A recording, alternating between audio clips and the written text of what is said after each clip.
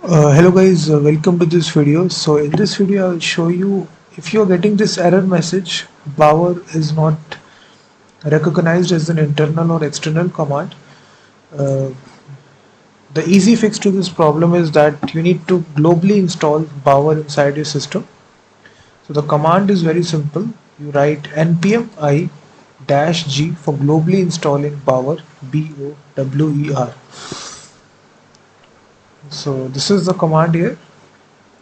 Just make sure that you globally install it, and after entering it, it will install the packages globally inside your system. So the command is successful. So if you type Bower here, you'll see the command will be successful.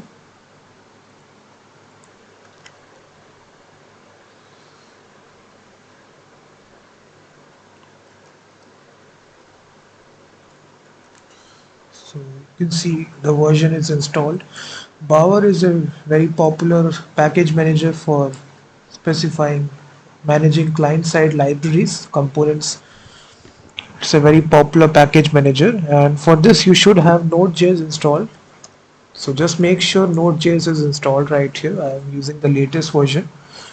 So in this way you can fix that error message, guys. Also visit my website freemediatools.com, which contains unlimited number of tools regarding audio, video and image.